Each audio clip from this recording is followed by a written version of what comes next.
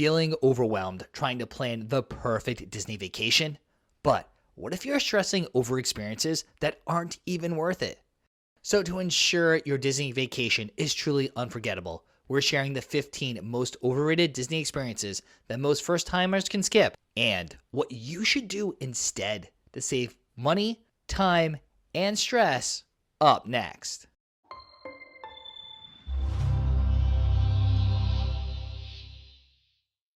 Welcome aboard, everyone. I'm Don B from Eat, Sleep, Disney.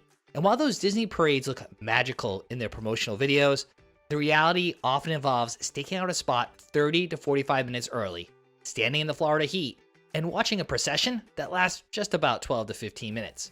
Families with young children often find themselves dealing with restless kids during the long wait, only to have their front row views blocked by last-minute arrivals. The smarter strategy is to skip the parades entirely and enjoy popular attractions with shorter wait times.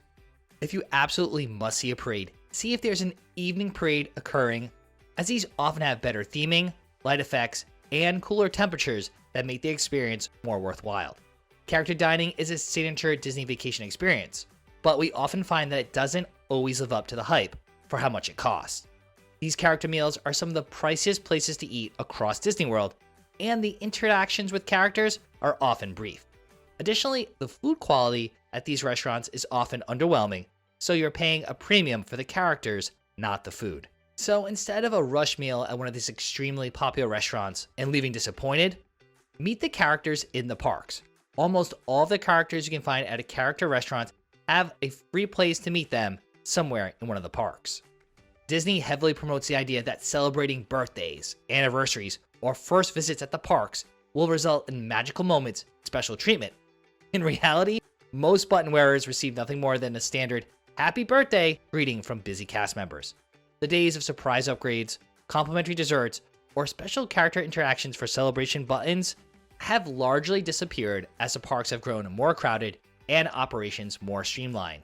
Sure, you can wear your button for the occasional acknowledgement, but adjust your expectations and understand that any truly special moments will be rare exceptions rather than the rule. Now, we're going to be completely honest. We love the EPCOT Festivals, but over the years, the near constant stream of festival after festival have caused them to become a bit overrated. If you're not familiar, EPCOT hosts several festivals throughout the year, drawing crowds with themed food, drinks, and entertainment. Festival booths often feature similar food offerings year after year, so you'll find yourself sampling familiar dishes rather than discovering new culinary delights. Additionally, these events tend to make the park more crowded than usual. And with so many small bites and drinks available at the booths around the World Showcase, you're missing out on Epcot's permanent and delicious dining options. Not to mention with many menu items costing between $5 and $10, as well as all the upcharged drinks costing $10 plus, you can rack up a pretty hefty bill. Disney's photo package gives you access to download all vacation photos taken by photographers throughout the parks, but the service is often disappointing compared to its cost.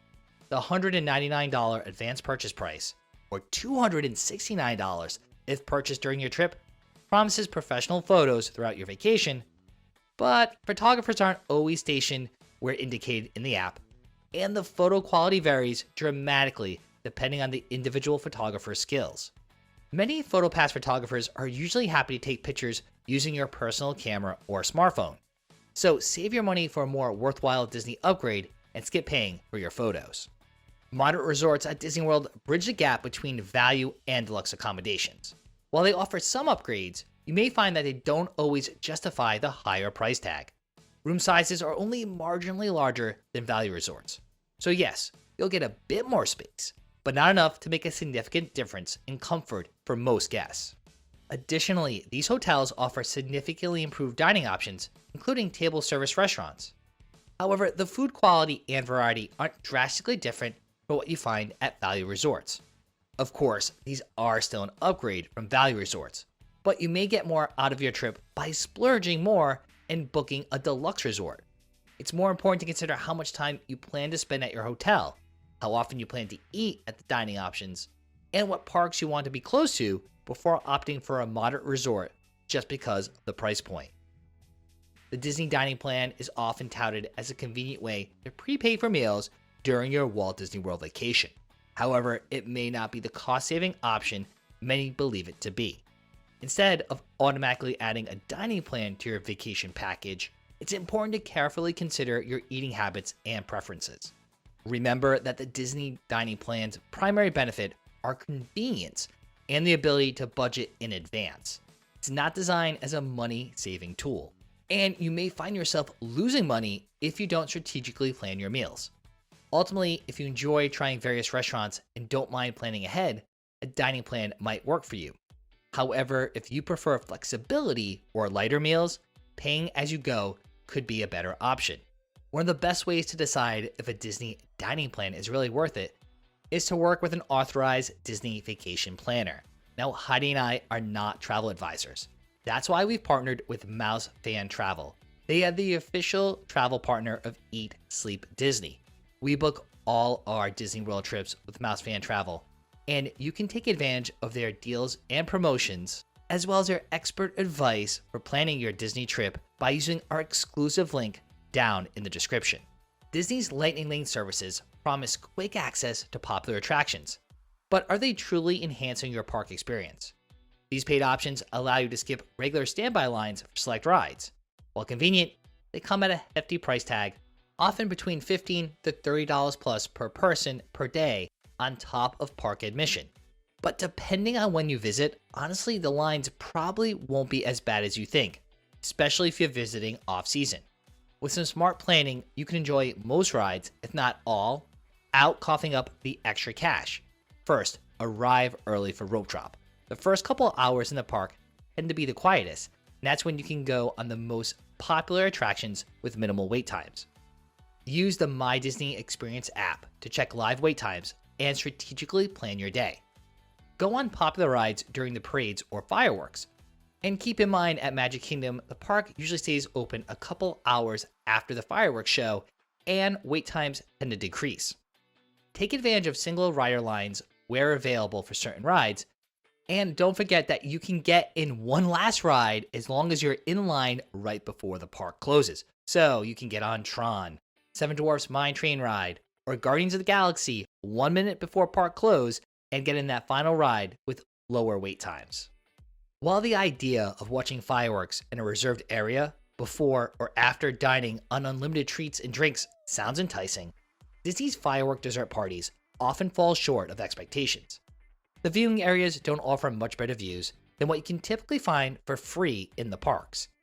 And in most cases, you'll still be surrounded by crowds, just in a slightly more exclusive space. Additionally, dessert offerings, though plentiful, may not justify the hefty price tag. It's challenging to consume enough sweet treats to make the $100 plus cost per person worthwhile.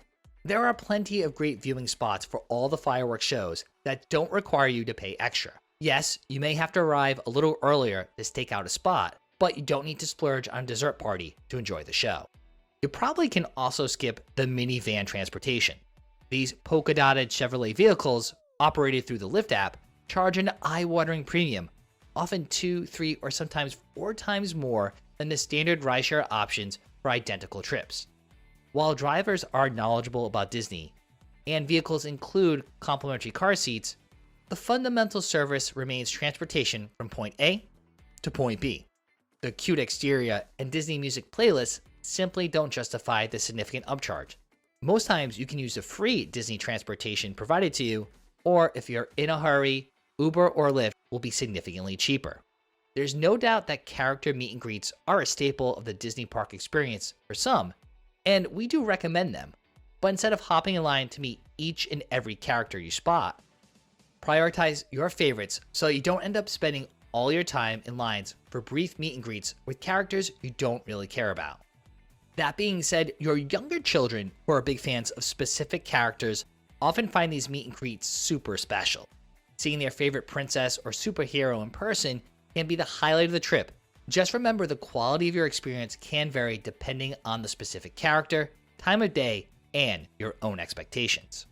What was once a unique shopping destination has transformed into another outdoor mall dominated by national chains like Anthropologie, Sephora, and other stores available in most major cities.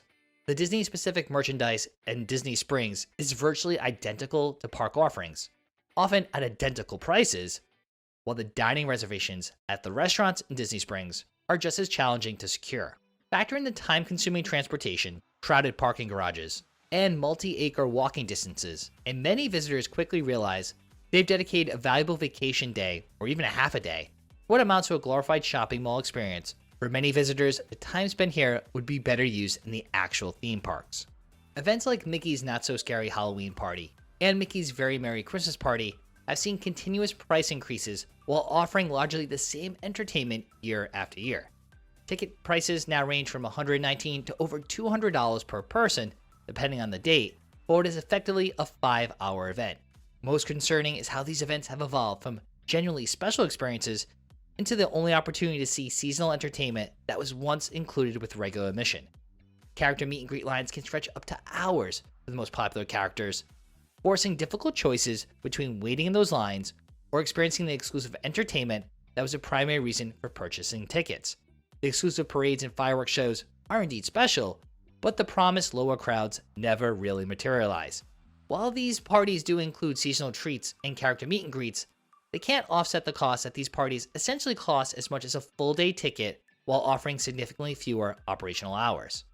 The trend of drinking around the world has grown for adult park goers, with guests rising to the challenge of sampling alcoholic or non-alcoholic drinks from each of the 11 countries in the World Showcase.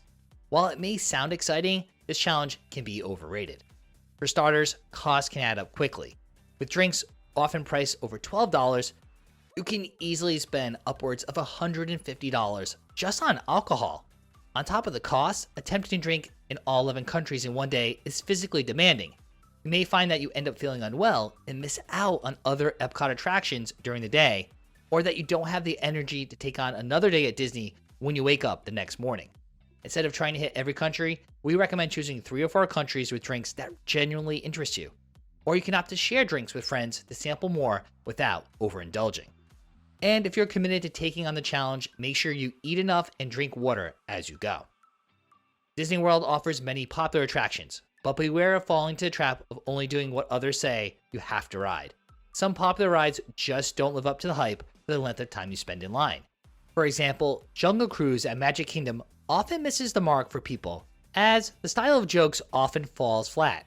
And the Seven Dwarfs Mine Train ride often has one of the longest waits in Magic Kingdom, but it's one of the shortest rides. Over at Disney's Hollywood Studios, the Millennium Falcon Smuggler's Run can be hit or miss. Depending which role you're assigned in the flight simulator, largely determines how much fun you have. And though visually stunning, the boat ride Pandora, the World of Avatar, often has long wait times for what amounts to a short, relatively passive experience. Of course, what's overrated for some might be a favorite for others, so it's best to do some research on attractions beforehand and prioritize the ones that sound most exciting to you over the rides that everyone talks about. Now, of course, thinking you have to do and see everything is a common mistake we see first-timers going to Disney World make, but it's not the only one.